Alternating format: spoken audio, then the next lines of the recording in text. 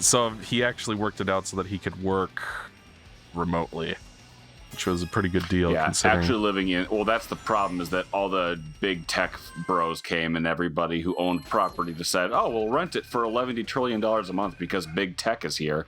And then AI is laying everybody off. So now the prices are incredibly expensive and everybody's moving away, but nobody can afford to live there either. So everybody's homeless and it's a huge problem and nobody knows what to do. They know what to do. There's just inaction to do anything. Because how about we play Sonic instead of talking about societal issues? Sorry, San Francisco has that effect on people. Alonzo, let's think look about up who voiced Black let's think Doom about in this San game. Francisco in 2001 when Sonic visited. Sonic and Shadow visited and destroyed so much property. Just like that gigantic truck that rides down. There's caused so much property damage and destroyed trucks, and they had a giant gun truck drive through the streets. And that's they just ruined Elon Musk buying Twitter. Twitter. My emerald. That was in Okay, Egypt. so that green thing is one of those. Oh, I got hit by the spear. You gotta be shitting me, man. What did Mikey have for breakfast this morning? I went Was to it a Jack in the. was it a Sonic popsicle? No, it was. I got a jumbo platter from Jack in the Box. Oh, that's that sound it makes. Did you hear that sound, Lansmatron? Go back and listen to it again. Ultimate power. It's Rewind the when he footage. uses the chaos control and he floats through the little green thing. It makes the sound from the digital circuit level in Sonic or Shadow the Hedgehog. When he goes through the digital lines, the internet.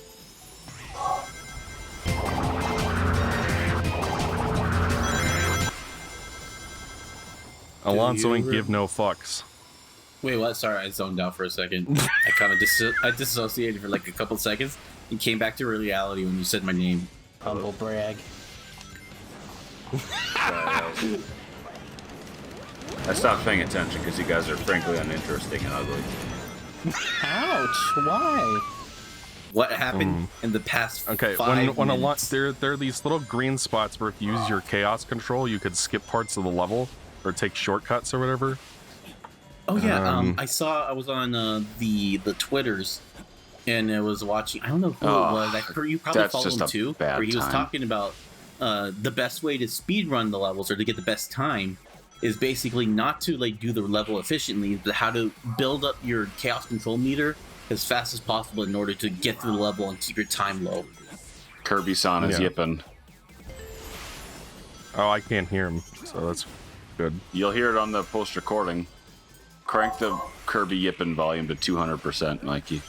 The Bork level. Well, the Chaos Spear actually has some kind of use in this game. It stuns enemies with spikes, so you can use them as homing attack chain things. Because, like, the only real use for them in Sonic 06 was to stun those worm things, the Iblis worms, so that they didn't shoot you while you're beating them up. What does Chaos Control do? It seems to be whatever the writer wants it to be.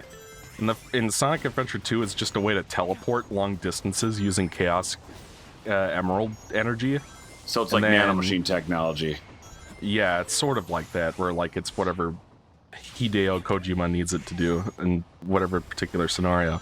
Turns out the guy Alonzo, are you watching TV or something? Alonzo, are you dissociating again, young man?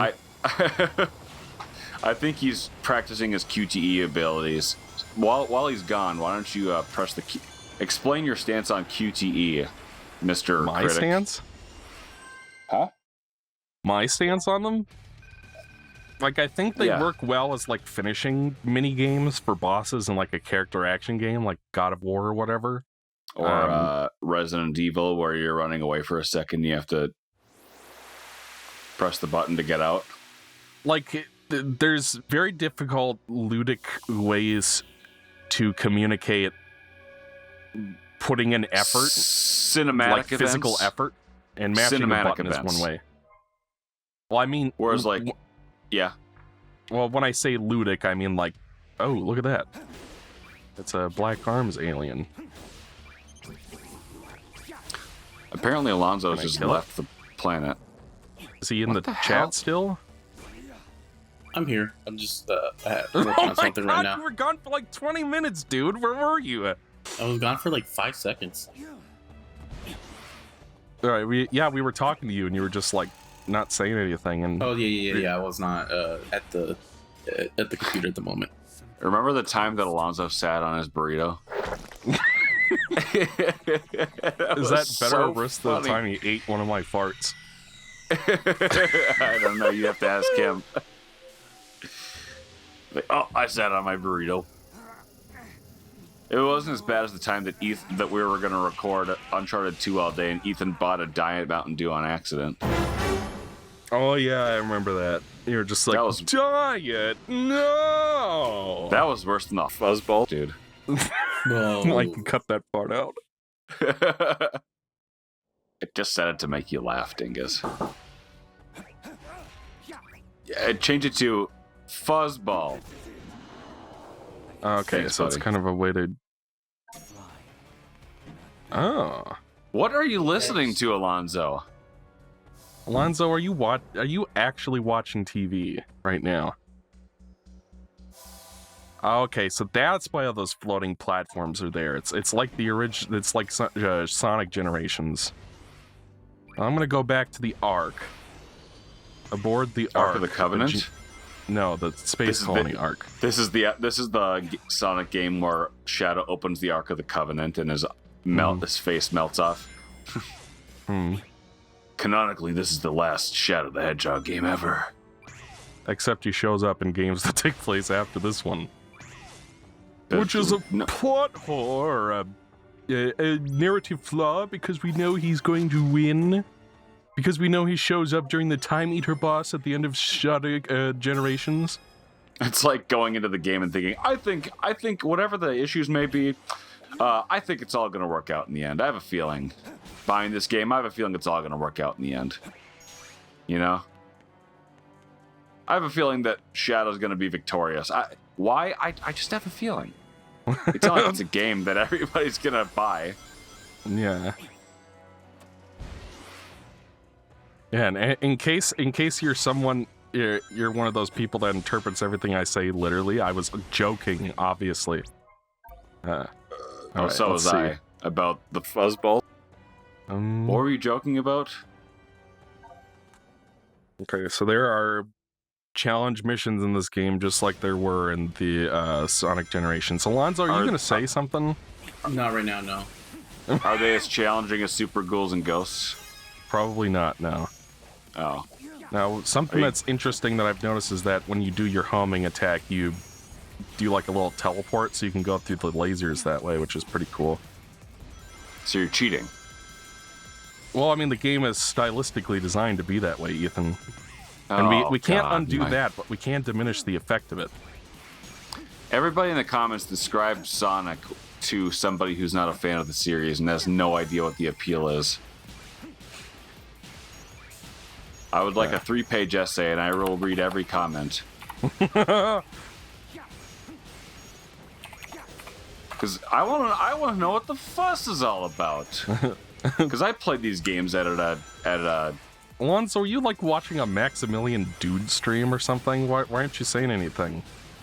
Emergency right now. Sorry. pause. Oh.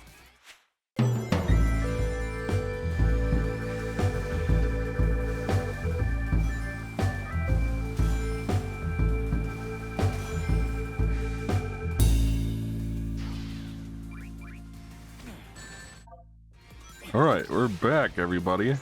After a very short break. Yeah, it was so Alon- short that Alonzo furtively diarrheaed one. All over the place. There were no survivors. oh, that's right. I can shoot my chaos spears. Not even were Alonzo no survived. survivors. What? I don't know. Sometimes I don't understand why Mike even bothers quoting things because my brain doesn't work. I don't think he even knows what he's quoting sometimes. Well, that's from Futurama. You would have seen that scene. I have no idea what he's quoting. I have to clear both of them. It's one of those news segments with Morbo and Linda, and they were talking about how like a bunch of people jumped in a river of pneumonia or something, and then Morbo's like, there were no survivors, and then Linda does her laugh thing that she always does. What do you mean one of the news segments? You mean from the 2010 revival series? No, it's been in the series from the beginning. You know, Morbo the Green Alien, voiced by Maurice LaMarche. And that's why the third graders at PS 139 are Morbo's Vermin of the Week. Oh god, this reminds me of that fucking level in that DLC level in Sonic Poopy Pants Unleashed. Okay. You guys are still there, right? Oh, the news anchor, that's right. Alright. Well, he missed his S rank, I guess. No, I just wanted to do over in that one. Is this your favorite Sonic game? There's a DLC level in Sonic Unleashed. That's your favorite Sonic game? No, that's my least favorite Sonic content of all time. Is that Unleashed Day level DLC crap? But it's the one where you have to get the S rank on level 8-2 or something. Ultimate power. You might be thinking of the Chunan 4-2, I think is the level. That was the angriest I've ever been playing a video game. That level. Let's see. Angriest you've ever been playing a video game? Yeah, I've mentioned this before. You edited in a segment of your review into the. Yes, it was that level. That is the angriest I've ever been in my entire life playing a video game. I don't know, considering the time I heard you screaming from 120 feet away down the hallway. Like, I've always described it this way. I would have been embarrassed, like more so than usual, if anybody had seen me. So I guess in this version of the game, you have to be at all of the challenges. Like in Generations, Sonic Generations, you just have to be at like. You know what one of the hardest games I ever beat was? Call of Duty World at War on veteran difficulty for the PlayStation 3. That's the game that opens up with you being kidnapped by a Japanese soldier or something, right? Yeah. Well, you're not being kidnapped, you're escaping it. That was back when like Call of Duty games had like some merit to them and they were actually pretty damn good. I'm like, what the hell are they even up to now? Call of Duty 999,000. Well, I just saw an advertisement for this on Steam the other day, but they're up to Black Ops 6. Really? I didn't even know Black Ops 5 was a thing. Oh, I liked him flipping around right there as he hit him over and over. You know what I find hilarious? Remember like when AVGN was doing like his chronologically confused about bad movie and sequel on video game sequel titles? Yeah. Mm-hmm. And the big complaint is that you have no idea what the order of the movies they are in because like they stop numbering them after 3 no matter what. They just stop including a number in the title, so you have no idea which one's next. Yeah. Well, as I'm looking on like these streaming services and seeing, oh, it's the Halloween collection. Here are all the Freddy movies. Yeah. What is so funny is that they've resorted to slapping a big-ass number on the movie just to show future generations now, because the majority of the people who are looking at these movies on a streaming service weren't alive when these movies came out. Yeah.